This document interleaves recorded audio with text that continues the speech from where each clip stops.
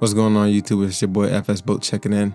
Hope all is well. We got a good one for you today. UNLV football 2025 recruiting breakdown. So today we'll be looking at 7 different recruits. We got a couple JUCO guys. We even got a hometown guy that will be making an appearance.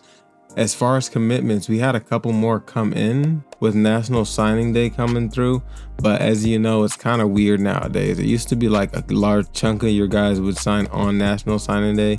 Nowadays, it's almost like everyone's trying to sign beforehand so they could get wherever it is they want to get. So if they want to report early or whatever it may be, in my opinion, it's not too much of an issue. It just makes things a little weird because now no one knows who's reporting early. Now it's like half the country reports early, but hey, it's the nature of the game, right? But before we get into it, I just want to say, keep liking, keep subscribing, keep commenting. I appreciate all the love and support. Let's get right into this one. So first one we got Kalel Togafu.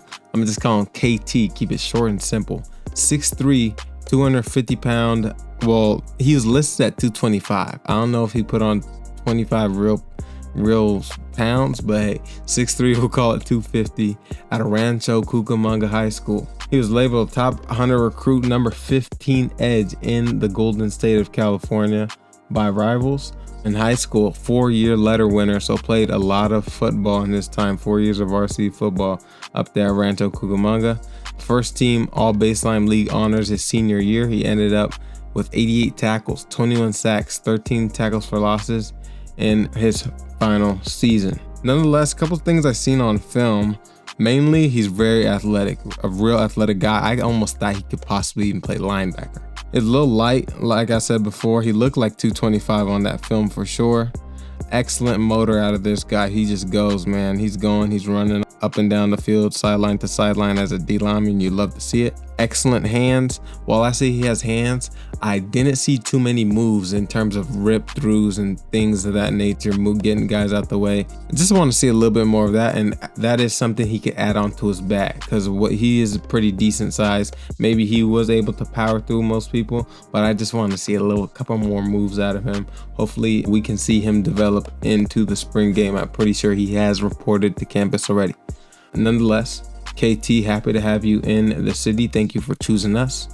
Best of luck. Next prospect we're looking at, we got Mumu Bin Wad, 5'11", sophomore, transferred defensive back.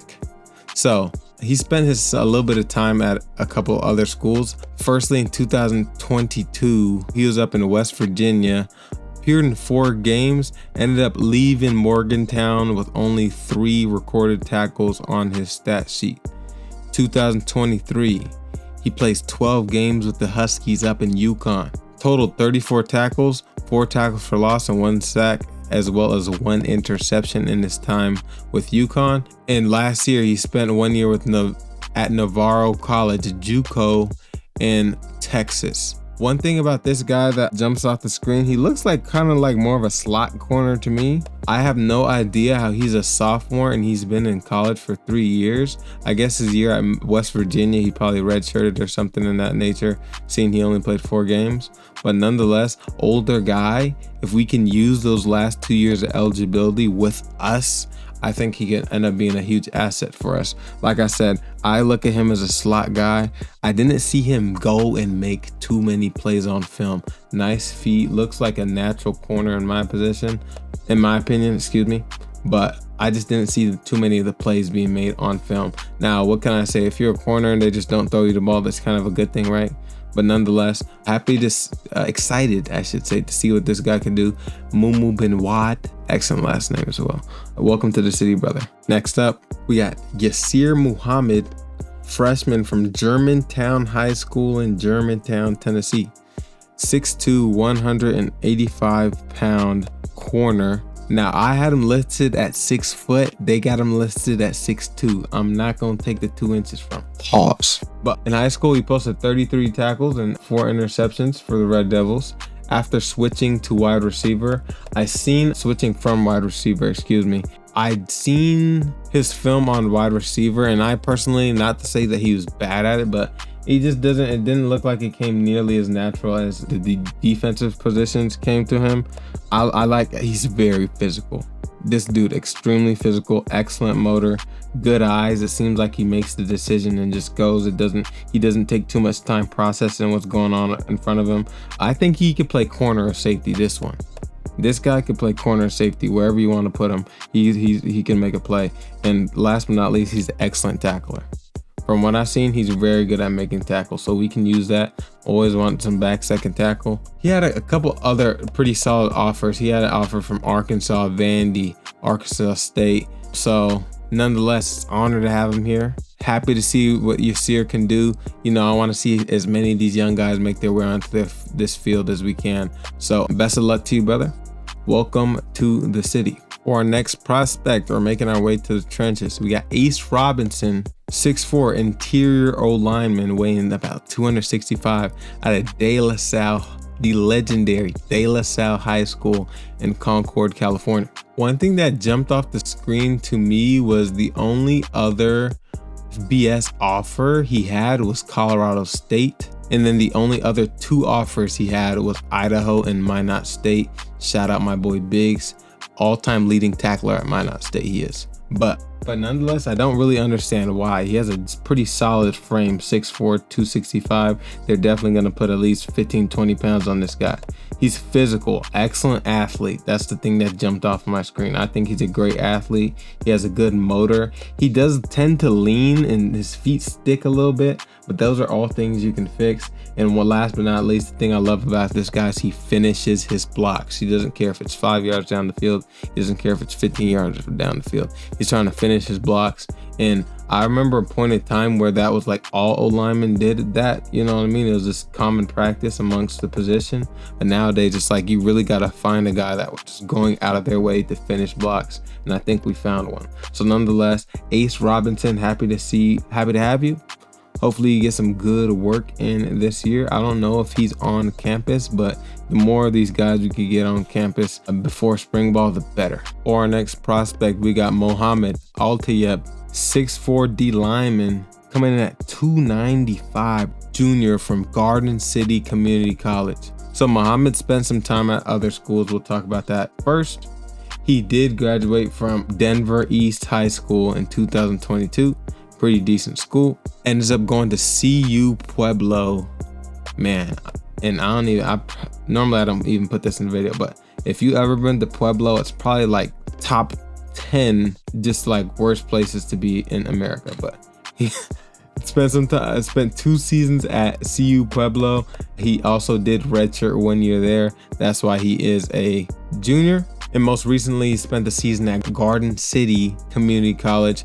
Garden City Community College is a pretty good JUCO. They play in one of the most competitive JUCO conferences.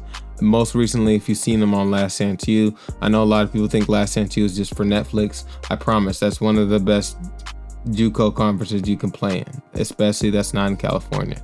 So this is a guy that has a lot of experience. He's played against some great competition as well. Main thing I realized, he has good hands. He's great at punching and replacing, punching and getting his hands out of there, just creating a little bit of space with his hands. I thought he was really great at that. I think he's very strong, but he plays high. So if we could get him a little bit lower, I know he'll continue to move guys. And last but not least, he's just a good competitor. I feel like I just seen him competing on every clip. He's just competing, trying to make a play. Like I said, he does tend to play high sometimes, but nonetheless, that's something we can fix. That's Mohammed Altayeb, 6'4" D lineman from Garden City Community College. I'm excited to see what this guy can do. He is definitely going to make his way onto the field. I can see this guy getting plenty of playing time this up and coming season. For our next recruit, we're staying in the trenches. We got Daniel Hernandez from Trinity Valley Community College, 6'4", 305-pound interior O lineman. When it came to film, I couldn't find too much film on him. I really think he's a pretty good blocker. He's not the most mobile guy, and I can't sit here and say I expect all linemen to be, so that's fine. He's not the most mobile guy. I see him as like a kind of a guard or a center. Hopefully we can have him at center. He looked like he get a good snap on the ball and things of that nature.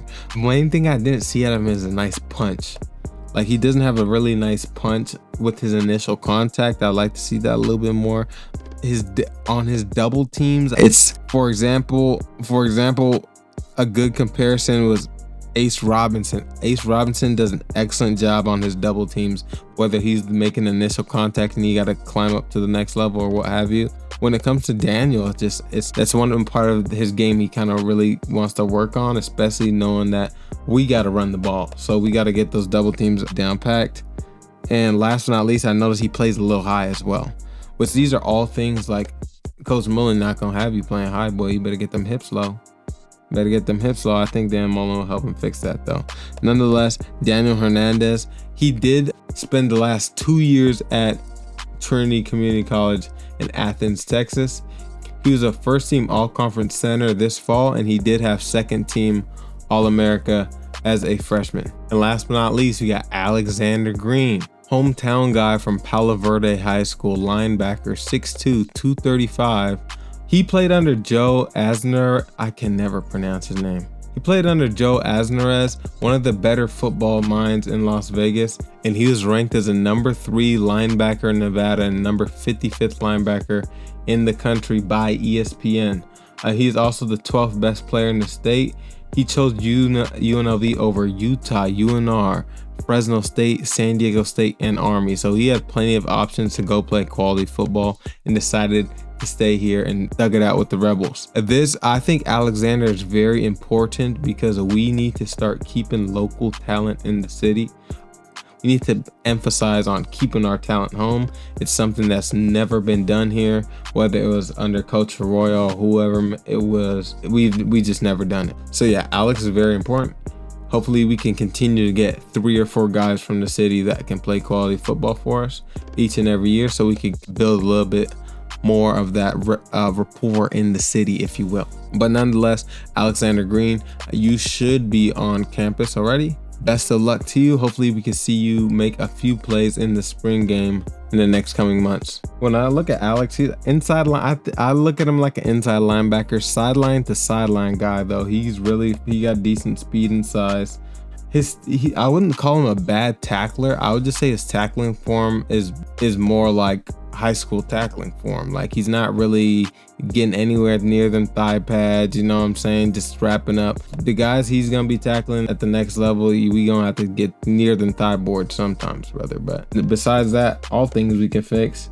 Excited to see this guy get on the field. Hopefully he get a couple snaps in the spring game. But with that being said, that is volume 2 of our UNLV 2025 recruiting breakdown.